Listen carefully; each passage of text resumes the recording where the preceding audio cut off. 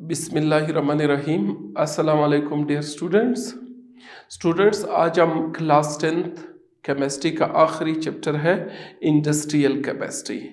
Industrial chemistry को आज हम स्टार्ट करेंगे। क्लास 9th में आपने केमिस्ट्री के मुख्तलिफ ब्रांचेस के बारे में पढ़ा है।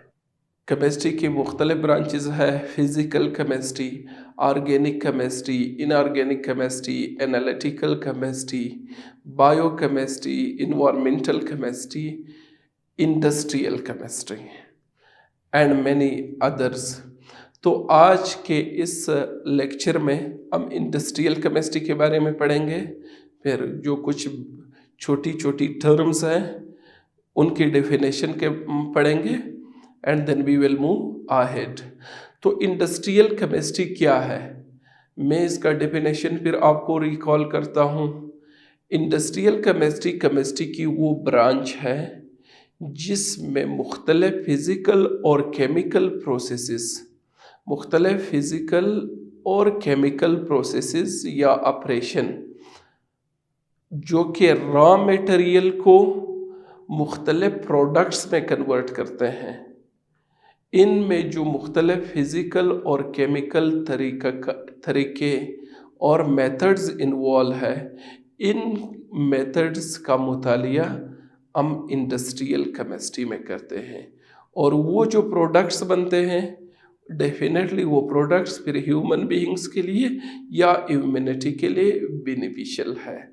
तो इंडस्ट्रियल केमिस्ट्री की वो शाख है जिसमें हम वो तबई और केमियाई तरीके पढ़ते हैं जिसके तहत हम मुख्तलिफ रॉ मटेरियल को मुख्तलिफ प्रोडक्ट्स में कन्वर्ट करते हैं और वो प्रोडक्ट्स जो है वो ह्यूमैनिटी या ह्यूमन बीइंग के लिए किसी न किसी तरीके से अहम होते हैं।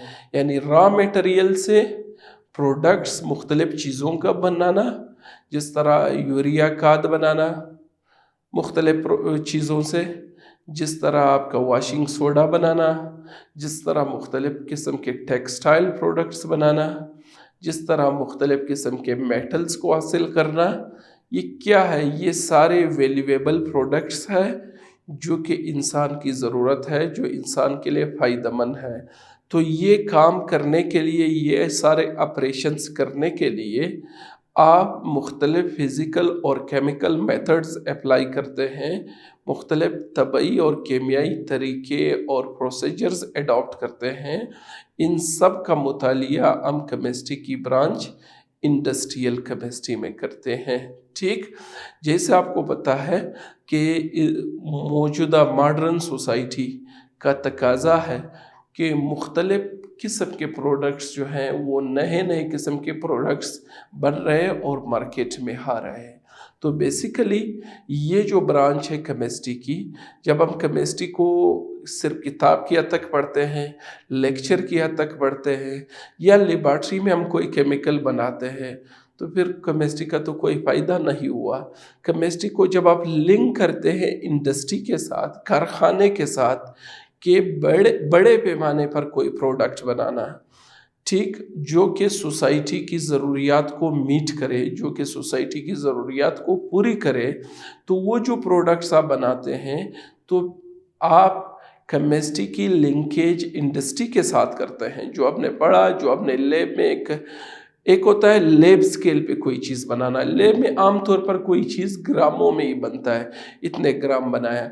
फिर उसके बाद वही मेथड जब आप इंडस्ट्री में अप्लाई करते हैं तो वहाँ पर लार्ज स्केल में यानी इंडस्ट्रियल स्केल पर हम चीज़ों को बनाते हैं।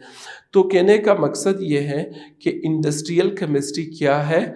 अगर हम ये industrial chemistry deals with what? With the physical and chemical processes involved in transformation of raw material into products. raw material को जब आप प्रोडक्ट्स में कन्वर्ट करते हैं तो जो मुख्तलिफ फिज़िकल और केमिकल मेथड्स इन्वॉल्व है, जो प्रोसेसेस इन्वॉल्व है, जो ऑपरेशंस इन्वॉल्व है, इसको हम इंडस्ट्रियल केमिस्ट्री में पढ़ते हैं। रॉ मटेरियल से वैल्यूएबल प्रोडक्ट्स बनाना, रॉ मटेरियल से वैल्यूएबल प्रोडक्ट्स बनाना, जो क्या है डेफिनेटली जब वैल्यूएबल है तो फिर वो सोसाइटी की नीड्स को भी फुलफिल करता है और वो ह्यूमैनिटी के लिए, ह्यूमन बींग्स के लिए क्या है, बेनिफिशियल भी है। So this is the domain of industrial chemistry, यानी वो तमाम मेथड्स। अब देखो क्या है, कोई से मैंने आपको बताया हम मुख्तलिफ फर्टिलाइजर्स बनाते हैं, नाइट्रोजन और फास्फोरस के मुख्तलिफ कंपाउंड्स को इस्तेमाल करके हम मुख्तलिफ फर्टिलाइजर्स बनाते हैं। उन फर्टिलाइजर्स को फिर आगे हम अपनी ज़रात में इस्तेमाल करते हैं। तो जो फर्टिलाइज़र आपने बनाया वो सोसाइटी की एक ज़रूरत थी, आपने केमिस्ट्री के थ्रू इसको बनाया, इसकी केमिस्ट्री को अंडरस्टैंड किया, फिर उसका प्रोसेस समझा, वो बनाया। तो ये क्या है, ये केमिस्ट्री लिंक्ड विद इंडस्ट्री हो गया। ठीक इसी तरह आप कापर को अपने ओर से निकालते हैं, मिनरल से निकालते हैं, तो वहाँ पर उसके साथ तो बहुत सारी इम्प्योरिटीज़ होते हैं, इम्प्योर हालत में होता है। लेकिन जब आप at the end pure copper हासिल करते हैं तो ये आपने क्या किया, एक सक्सेसफुल ऑपरेशन कर दिया। तो ये क्या आता है, ये केमिकल इंडस्ट्रीज के डोमेन में आता है। So this is about chemical industrial chemistry. ठीक, इंडस्ट्रियल केमिस्ट्री का स्कोप ये है। अब हमारा डेली लाइफ में हम जो मुख्तलिफ प्रोडक्ट्स इस्तेमाल करते हैं, इंडस्ट्रीज़ के मुख्तलिफ प्रोडक्ट्स होते हैं जो हमारी रोज़मर्रा ज़िंदगी में हम इस्तेमाल करते आ रहे हैं। तो उन सब में क्या है, पीछे केमिस्ट्री इन्वॉल्व है और केमिस्ट्री इंडस्ट्री में यूज़ होती है, फिर लार्ज स्केल पे वो प्रोडक्ट्स बन के आते हैं।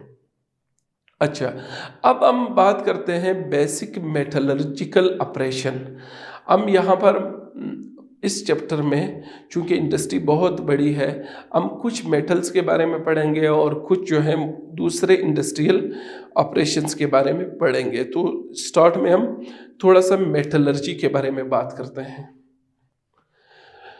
मेटलर्जी क्या है, ये किसी मेटल के ओर से the science of extracting metals from their respective ores.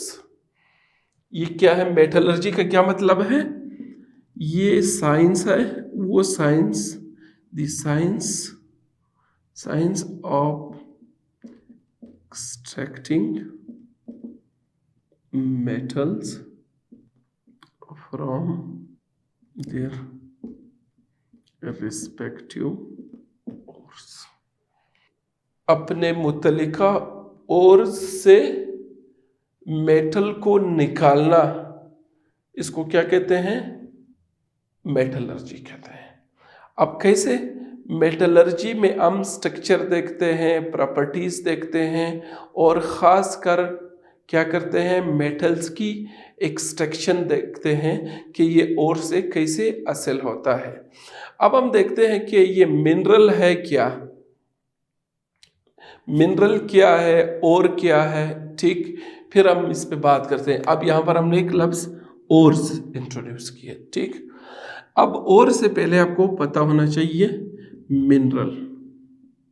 Mineral जो है वो राख या वो चट्टान, वो पत्थर जिसमें कोई मेटल पाया जाता हो, जहाँ पर क्या हो, मेटल मौजूद हो, वो सॉलिड नेचुरल मटेरियल, ठीक है, ठोस हालत में होता है, कुदरती मटेरियल होता है। आम तौर पर ये ज़मीन की सतह के नीचे होते हैं। ठीक, और इसमें क्या होता है, मेटल्स के कंपाउंड्स यानी मेटल्स कंबाइंड स्टेट में होता है और साथ इम्प्योरिटीज़ मौजूद होती हैं। सिंपल आप कह सकते हैं कि मिनरल क्या है, metal containing rock, metal containing rock आप कहें, ठीक, स्टोन आप कहें, एटसेट्रा। ठीक, मिनरल्स जिसको उर्दू में कहते हैं मादनियात, ये वो पत्थर होते हैं, ये वो चट्टान का हिस्सा होता है, ये ज़मीन के नीचे वो कुदरती सॉलिड चीज़ होता है जिसमें मेटल के कंपाउंड्स पाए जाते हैं और उनके साथ बहुत सारे इम्प्योरिटीज भी होते हैं, तो ये मिनरल होता है। अब मिनरल के साथ साथ एक और टर्म चलता है जिसको कहते हैं ओर। क्या कहते हैं? ओर। अब ओर और मिनरल में क्या फर्क है? अब ये है कि समटाइम्स एक कापर है, एक पहाड़ में मौजूद है, आपको पता है कि इस पत्थर में कापर मौजूद है, इस पत्थर में क्रोमियम मौजूद है, ठीक। अब आप हिसाब किताब लगाते हैं एज ए केमिस्ट कि इसे जब मैं ये मेटल निकालता हूँ ये कितनी आसानी से इसे निकलेगा और इस पे कितना खर्चा होगा। ये चीज़ें अपने ज़हन में रखनी है। ऐसा ना हो कि आपको बस पत्थर मिलाओ, आप कहते हैं इसमें मेटल है और इसे मेटल निकालना चाहिए, वो इतनी मुश्किल से निकले कि आपको उससे सस्ता वो मेटल जो है बाज़ार में वैसे मिले जितना खर्चा आप इस पत्थर पे करते हैं, इस मिनरल पे करते हैं। तो जब हम और की बात करते हैं, जब भी हम और की बात करते हैं तो और में फिर क्या होता है, हम ये देखते हैं कि कितनी इकोनॉमिकली और इजीली, ठीक, यानी मिनरल भी और क्या है, और is the mineral from which metal is, ठीक है, इजीली एंड इकोनॉमिकल। अब ये वो मिनरल जिससे आप किसी मेटल को निस्बतन रिलेटिवली आसानी से निकाल सके और इकोनॉमिकली यानी सस्ता, आप उसको आर्जान नर्ख पे यानी थोड़ी सी पैसे आपको के इस्तेमाल हो जाए तो उसको फिर क्या कहते हैं, और कहते हैं। अब मिनरल और का फर्क समझ आए। मिनरल तो क्या है, देखो दोनों क्या है, सॉलिड स्टेट में है, ज़मीन के नीचे आमतौर पे पाए जाते हैं, ठीक, इम्प्योरिटीज होते हैं। मिनरल वो है और वो पत्थर और वो चट्टान और वो स्टोन जिसमें कोई मेटल का कंपाउंड मौजूद हो, उसको आप मिनरल कह सकते हैं, ठीक। अच्छा, अब और क्या है, और वो मिनरल्स होते हैं जिससे आप किसी मेटल को इजीली और इकोनॉमिकली हासिल कर सके, उसे क्या कहते हैं, और कहते हैं। अब आपको समझ आया होगा कि तमाम मिनरल्स ओर्स नहीं होते हैं, क्योंकि बहुत सारे मिनरल्स ऐसे हैं जिसमें मेटल तो मौजूद है लेकिन जब आप हिसाब किताब लगाते हैं वो बहुत ज़्यादा महंगा पड़ता है और वो बहुत ज़्यादा मुश्किल पड़ता है। तो फिर हम कहते हैं ठीक है, और ये क्या है, ये मिनरल ज़रूर है but it is not a और एन और, ठीक। तो और एक हिसाब से एक रिच मिनरल है और जहाँ से इकोनॉमिकली एंड इजीली हम किसी मेटल को एक्सट्रैक्ट कर सकते हैं, ठीक। सो मिनरल्स और का ये फर्क है। तो हम ये कह सकते हैं कि all minerals are not ores. क्या? ऑल मिनरल्स आर नॉट, ये क्या लिखा, all minerals are not ores, तमाम मिनरल्स ओर्स नहीं है, यानी तमाम मिनरल से हम आसानी से मेटल को नहीं निकाल सकते हैं, but all ores are minerals, तमाम ओर्स फिर तो मिनरल्स हैं। क्योंकि मिनरल के लिए कंडीशन क्या है कि सिर्फ उसमें मेटल का कंपाउंड मौजूद हो, जबकि और के लिए क्या है, मेटल का कंपाउंड तो हो लेकिन वो मेटल का कंपाउंड हम ज़्यादा आसानी और इकोनॉमिकली उसको निकाल सकें। तो ये हुआ मिनरल और का फर्क। इनसे रिलेटेड एक और टर्म है गैंग, जिसको कहते हैं, जब हम मेटलर्जी को पढ़ते हैं, मेटलर्जी क्या है, science of extracting metals from their respective ores. जब आप ओर से मेटल निकालते हैं इसके लिए जो आपको मुख्तलिफ ऑपरेशंस करने पड़ते हैं, जो साइंस आप इस्तेमाल करते हैं, जो स्किल आप इस्तेमाल करते हैं, उसको क्या कहते हैं, मेटलर्जी। तो मेटलर्जी के लिए आपको मिनरल और ओर का जानना ज़रूरी है। अब एक और चीज़ है जिसको कहते हैं गैंग। गैंग क्या है, वो इम्प्योरिटीज़ जो ओर्स में मौजूद हो, जो अर्थी मिट्टी के जो इम्प्योरिटीज़ होते हैं, और ठीक है, जो मिनरल्स के साथ एसोसिएटेड हो, उन्हें क्या कहते हैं? अर्थी आप कह सकते हैं, अर्थी एंड अदर भी हो सकते हैं, एंड अदर इम्प्योरिटीज़, जो नाखालिस चीज़ें होते हैं, जो आपके इंटरेस्ट के नहीं होते हैं। अर्थी गेंग क्या हुआ? वो अर्थी यानी वो मिट्टी और वो जो दूसरे नाखालिस चीज़ें हैं जो मिनरल्स में मौजूद होते हैं मेटल्स के साथ साथ, तो वो क्या कहलाते हैं? उसको कहते हैं गेंग। तो अब तक हमने आपको गेंग का बताया कि गेंग क्या है, मिनरल क्या है और क्या है। इन टर्म्स का समझना ज़रूरी है ताकि आपको मेटलर्जी का समझ आ जाए। ठीक, अच्छा, अब बात यह है कि जब हम इनकी बात करते हैं मेटल्स की एक्सट्रैक्शन की, मेटल को निकालने की, तो सबसे पहले आपको ये पता होना चाहिए कि मेटल्स को आप निकालते हैं वो आम तौर पर क्या होता है? Beneath the surface of earth होता है। ठीक, तो आपने उस चट्टान को, उस ज़मीन को खोदना होगा, वहाँ से वो जो आपको लग रहे हैं कि यहाँ पर इन पत्थरों में, इस ज़मीन में मेटल्स मौजूद है, मेटल के कंपाउंड्स हैं, तो ये पहला स्टेप ये है कि आप वहाँ से क्या निकालें? वो चीज़ें। तो सबसे जो पहला इन ऑपरेशंस में आता है, you can say crushing and grinding of ores. Suppose आप एक मेटल निकाल रहे हैं, तो सबसे पहली बात क्या है? आपने क्या करना होगा? कानखनी जिसको कहते हैं, ठीक, जिस तरह ये कोयले के कानों में लोग जाते हैं, वहाँ से कोयला निकालते हैं। ठीक, तो ये सबसे पहला काम क्या है कि उस ज़मीन से आपने क्या करने हैं? यू है फर्स्ट स्टेप जो है, आपने वहाँ से क्रशिंग करनी है, वहाँ से बड़े बड़े पत्थर निकालने हैं और इनको छोटे छोटे पीसेस में आपने उसको तोड़ना है। ठीक, और उसके लिए आप मुख्तलिफ तरीक़ों से, आमतौर पे रफ तरीका यही, हाथ से, एमर से, हथौड़े से इनको तोड़ते हैं। ठीक, तो पहला काम क्या है? Crushing and grinding. जब एक बार आपने ये कर दिया, क्या किया? आपने क्रश कर दिया, आपने तोड़ दिया, आपने वो और निकाले, वो पत्थर निकाले जो आपको लग रहे थे कि ये हमारे साथ क्या है, इसमें मेटल्स मौजूद हैं, उनको आपने क्या कर दिया? क्रश कर दिया। ये क्रशिंग आप किसी प्रॉपर मिल में कर सकते हैं।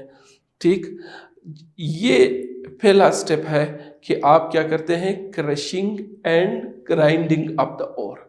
मेटलर्जिकल ऑपरेशन में सबसे पहला काम क्या है कि आप वो पत्थर उठा लें, उनको फिर आप क्या करें?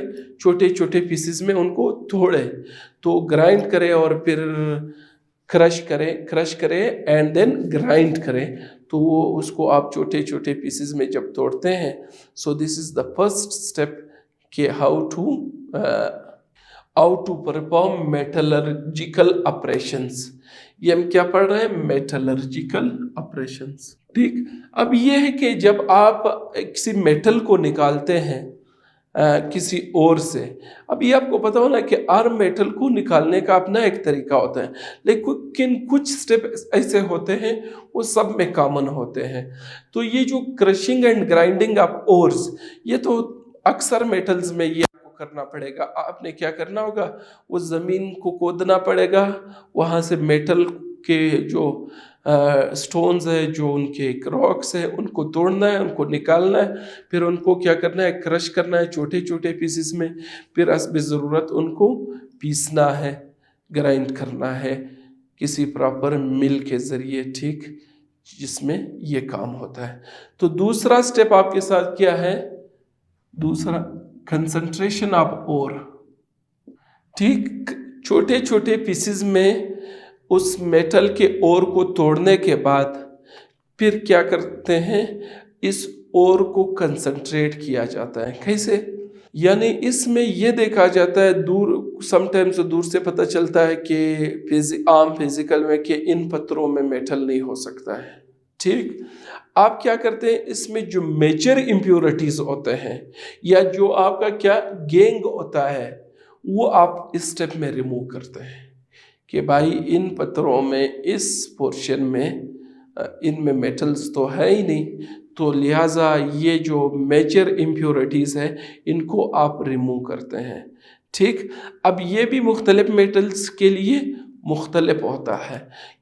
किसी में कैसे रिमूव किया जाता है, मतलब गैंग और इनरिच्ड ओर को एक दूसरे के साथ सेपरेट, इसको कंसंट्रेशन ऑफ ओर, जब आप गैंग को दूर करते हैं, उससे इम्प्योर पार्ट को दूर करते हैं, यानी जो मेटल रिच है उसको आप एक तरफ करते हैं, मेटल रिच को फिर कहते हैं कंसंट्रेट, यानी कंसंट्रेट और गैंग को जब आप एक दूसरे से अलग करते हैं, so it is different for different metals. और ये ऐसा आसान काम नहीं है, इसके लिए भी क्या होता है, मुख्तलिफ मेथड्स इस्तेमाल होते हैं। ठीक, वो जो मुख्तलिफ मेथड है आपके पास, वो फ्रोथ फ्लोटेशन प्रोसेस भी है। ठीक, समटाइम्स ये होता है कि आपका जो ओर है उसको आप क्या करते हैं, उसको पानी के किसी एक्वस मीडियम में उसको आप डालते हैं, कुछ चीज़ें on the basis of density ऊपर चले जाते हैं, कुछ चीज़ें on the basis of density नीचे चले जाते हैं, तो वो फ्लोटेशन और डिपिंग वाली बात आ जाती है। तो कुछ चीज़ें जो आपके मतलब के होते हैं, फॉर एग्जांपल अगर मेटल रिच है तो वो मेटल वाले एवी है वो नीचे बैठ जाएंगे, ऊपर जो इम्प्योरिटीज़ है वो आपके अलग हो जाएंगे। सो दिस इज़ कॉल्ड व्हाट, ये सेपरेशन का एक तरीका ये फ्रोथ फ्लोटेशन प्रोसेस है। इसके अलावा इलेक्ट्रोमैग्नेटिक सेपरेशन भी हो सकती है। समटाइम्स मैग्नेट के ज़रिए भी आप सेपरेट कर सकते हैं कि ये जो चीज़ें जिसको मकनातीस खींच रहा है तो इनमें कोई मेटल्स हो सकता है, बाकी जो मकनातीस नहीं खींच रहे हैं वो फिर आपके क्या हो सकते हैं, इम्प्योरिटीज़ हो सकते हैं। ठीक, तो ये हमारे साथ क्या है, there are various methods. Concentration of ore का मतलब क्या है कि ओर से ओर को कंसंट्रेट बनाओ, इससे अनवांटेड यानी इम्प्योरिटीज़ को क्या करो, रिमूविंग ऑफ गैंग फ्रॉम ओर ना, आप ये कह सकते हैं रिमूविंग ऑफ गैंग। गैंग की मैंने आपको बताया कि इम्प्योरिटीज़ है। ठीक है, रिमूविंग ऑफ गैंग फ्रॉम ओर, ओर से क्या करो, गैंग को अलग करना, ये क्या है हमारे साथ, ये कंसंट्रेशन कहलाता है। और जो मेटल रिच पोर्शन है वो क्या कहलाता है, कंसंट्रेट। तो इस स्टेप में आपका और क्या हो जाता है, वो ज़्यादा उससे इम्प्योरिटीज़ का पोर्शन चला जाता है। ठीक, अब थर्ड स्टेप में आप क्या करते हैं, एक्सट्रैक्शन ऑफ मेटल। ये जब हम किसी एक मेटल को लेंगे, आगे आपकी किताब में है कि कॉपर की एक्सट्रैक्शन, तो ये एक एक स्टेप को फिर हम डिटेल से करेंगे। ठीक, फिर आपको समझ आएगा कि और की कंसंट्रेशन कैसे हुई, उसे नाखालिस चीज़ें कैसे अलग हुई। ठीक, तो उसे गैंग कैसे अलग हुआ। अब एक्सट्रैक्शन ऑफ मेटल, मेटल को कैसे आप एक्सट्रैक्ट, सपोज आपने दूसरे स्टेप में बड़ी हद तक इम्प्योरिटीज़ उसे निकाल दी है। ठीक, अब जब आपने इम्प्योरिटीज़ वहाँ से निकाले तो फिर आपके साथ रिच मेटल रिच मटेरियल रह गया। अब ये जो मेटल रिच है ये तो भी प्योर मेटल नहीं है, ये आम तौर पे होते हैं मेटल्स की ऑक्साइड की सूरत में होते हैं। किस सूरत में, मेटल के ऑक्साइड्स की सूरत में होते हैं। अब यहाँ से जब आप फिर यह है कि मुख्तलिफ मेटल्स के लिए मुख्तलिफ तरीके अडॉप्ट करने होते हैं। नॉर्मली ये जो होता है यहाँ पर रिडक्शन होती है, या तो आप ऑक्साइड्स को रिमूव करने के लिए definitely removal of oxygen is called reduction, chemical reduction करते हैं या इलेक्ट्रोलाइटिक रिडक्शन करते हैं। ठीक है, मेटल ऑक्साइड्स होते हैं ना, उससे आप क्या बनाना चाहते हैं, मेटल्स, तो इसके लिए आपको क्या करना पड़ेगा, रिडक्शन। ठीक, मेटल जो है यहाँ पर मैंने बताया मेटल ऑक्साइड्स की सूरत में होता है। अब आपने इसे मेटल ही हासिल करना है, तो मेटल हासिल करने के लिए ऑक्साइड को उसे रिमूव करना होगा। तो या तो आप इलेक्ट्रोलाइटिक इलेक्ट्रोलाइसिस के प्रोसेस से मेटल को रिड्यूस कर देंगे, या आपने कोई केमिकल उसके साथ ट्रीट करना है ताकि ऑक्साइड वाला पोर्शन अलग हो जाए और मेटल ही आपको मिले। तो ये अगेन मैं आपको बता रहा हूँ कि this is different for different metals extraction. किसी के लिए एक केमिकल रिडक्शन काम कर लेता है अच्छा, किसी के लिए इलेक्ट्रोलाइटिक रिडक्शन काम कर लेता है, किसी के लिए ये दोनों काम नहीं करते, कोई और मेथड आपको अडॉप्ट करना पड़ता है। तो बहरहाल ये तीसरे स्टेप में आप मेटल को क्या करते हैं, एक्सट्रैक्ट करते हैं फ्रॉम देयर रिस्पेक्टिव ऑक्साइड्स। तो उसके लिए इधर you have to use chemical reduction process या आपको इलेक्ट्रोलाइटिक रिडक्शन। ये कॉपर की हम पढ़ेंगे तो फिर आपको ज़्यादा क्लियर हो जाएगा। ठीक, लास्ट में जब आपको मेटल इधर मिल गया, इस मेटल को फिर आपने क्या करना है, refining of the metals. Refining क्या, रिफाइनिंग ऑफ मेटल। मेटल्स को क्या करो, ये जो आपका मेटल इधर आया है यू कैन से ये क्रूड मेटल है, क्रूड बदनमा जिसको आप कहते हैं, इसके साथ अब भी इम्प्योरिटीज़ लगे हैं, ये प्योर नहीं है। तो इस क्रूड मेटल को जब आप क्या करते हैं, साफ करते हैं, तो इससे इम्प्योरिटीज़ को रिमूव करते हैं, तो इस प्रोसेस को कहते हैं रिफाइनिंग ऑफ मेटल्स। क्या कहते हैं, रिफाइनिंग ऑफ मेटल्स। तो purifying the crude metal is called refining. और ये अगेन उस मेटल्स के फिजिकल और केमिकल प्रॉपर्टीज़ पे इन्हिसार करता है कि कैसे आप इसको रिफाइन करते हैं। आम तौर पे ये जो आखिरी स्टेप है इलेक्ट्रोलाइसिस जो है, इलेक्ट्रोलाइसिस जो है वो बेस्ट सोल्यूशन है। यानी क्या करते हैं, उस मेटल का हम क्या करते हैं, इलेक्ट्रोड बनाते हैं, फिर उस की जब हम कॉपर का पढ़ेंगे तो आपको समझ आएगा कि crude copper is purified by the electrolysis method. ठीक, तो कहने का मकसद ये है, ये जो मेटलर्जिकल ऑपरेशन आपको सारे बताए, मैंने पहले आपको बताया कि मुख्तलिफ मेटल्स को अपने होर से निकालने के मेथड्स मुख्तलिफ होते हैं, लेकिन कुछ स्टेप्स ऐसे हैं जो सब में कॉमन होते हैं। अब जिस तरह पहला स्टेप है crushing and grinding of ores, जहाँ पर ये मेटल मौजूद है कंबाइंड स्टेट में, इम्प्योरिटीज़ भी है और ये खुद ऑक्साइड्स वगैरह की सूरत में मौजूद है, किसी कंपाउंड की सूरत में। तो सबसे पहले वहाँ आप क्या करते हैं, जिसको कनकनी कहते हैं, वहाँ से तोड़ के वो मेटल निकालते हैं, मेटल वाले और निकालते हैं। फिर इनको छोटे छोटे पीसेस में आप क्या करते हैं, क्रश करते हैं। फिर क्रशिंग के बाद ज़रूरत के मुताबिक इनको ग्राइंड भी करते हैं। तो ये जो पहला स्टेप है this is called crushing and grinding, simple सा फिजिकल मेथड है। फिर उसके बाद जो दूसरा क्या है, कंसंट्रेशन ऑफ ओर। इस ओर से अब आप दूसरे स्टेप में देखते हैं कि कौन से नाखालिस चीज़ें हैं, उनको आप अलग करते हैं कि मेटल रिच पार्टिकल्स हमारे साथ रहे और जो मेटल्स जिसमें नहीं है या मेटल जिसमें कम है वो निकल जाए।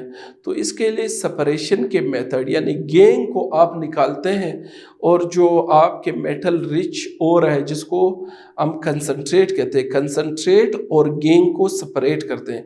गेंग तो इम्प्योरिटीज़ है, अर्थी मटेरियल्स के, ठीक, मिट्टी है, ठीक। तो उसके लिए मुख्तलिफ मेथड्स है, 2-3 मेथड इस्तेमाल होते हैं, जिस तरह फ्रोथ फ्लोटेशन प्रोसेस है, इसी तरह इलेक्ट्रोमैग्नेटिक सेपरेशन मेथड है, और भी 1-2 मेथड्स है जिसको आप इस्तेमाल करते हैं किस चीज़ के लिए, गेंग को कंसंट्रेट से अलग करने। तो इस तरीके से क्या हो जाती है, वो और मज़ीद इनरिच हो जाता है क्योंकि नाखालिस चीज़ें उसे अलग हो जाते हैं। थर्ड स्टेप में आप क्या करते हैं, एक्सट्रैक्शन ऑफ मेटल्स जो आपके पास आ गया का जो भी है, कॉपर है, एल्यूमिनियम है, जो भी है, ठीक। अब ये जो है इस हालत में ये किसी कंपाउंड की सूरत में होता है, आमतौर पे ये ऑक्साइड्स की सूरत में होते हैं। इन को रिड्यूस करना है ताकि इनसे मेटल ही बन जाए, तो उसके लिए आप कोई केमिकल्स डालते हैं, रिड्यूसिंग एजेंट। अगर वो उसको रिड्यूस करता है, ऑक्सीजन निकालता है, तो इस मेथड को कहते हैं केमिकल रिडक्शन। या दूसरा तरीका ये है कि इलेक्ट्रोलाइटिक रिडक्शन इसकी करवाते हैं, ठीक। इससे ऑक्साइड को रिमूव करते हैं तो आपके साथ मेटल बन जाता है। लेकिन वो मेटल जब आपका बन जाता है still it is crude metal, इसके साथ अभी क्या है, इम्प्योरिटीज़ मौजूद है। तो लास्ट स्टेप आप क्या करेंगे, रिफाइनिंग ऑफ मेटल्स। उस मेटल को आप अब रिफाइन करते हैं, और रिफाइनिंग का बेस्ट मेथड क्या है, इलेक्ट्रोलाइसिस। इलेक्ट्रोलाइसिस का एक चैप्टर आप लोगों ने क्लास 9th में पढ़ा है, ठीक। अब हम नेक्स्ट वीडियो में इंशाल्लाह उस पर भी बात करते हैं कि a metal is purified, ठीक। तो इलेक्ट्रोलाइसिस के जरिए आप मेटल को रिफाइन करते हैं। So these are the various steps और वेरियस प्रोसेसेस, मुख्तलिफ प्रोसेसेस है जो मेटलर्जिकल ऑपरेशंस में इन्वॉल्व है, यानी मेटल को निकालने में ये स्टेप्स इन्वॉल्व है, ठीक। तो ये जो है मुख्तलिफ मेटल्स के लिए थोड़े बहुत डिफरेंट हो सकते हैं अंडर दीज ब्रॉड एडिंग्स, ठीक। तो ये क्या है, ये हमने इंडस्ट्रियल केमिस्ट्री का एक सेट शुरू किया कि ये जो मेटल्स आप निकालते हैं उनसे मुख्तलिफ काम लेते हैं, तो ये भी क्या है, इंडस्ट्रियल केमिस्ट्री है। तो आज के लिए इतना ही काफ़ी। इंशाल्लाह नेक्स्ट क्लास में हम कॉपर की एक्सट्रैक्शन पढ़ेंगे। तो अगली क्लास तक इजाज़त दीजिए। अल्लाह हाफ़िज़।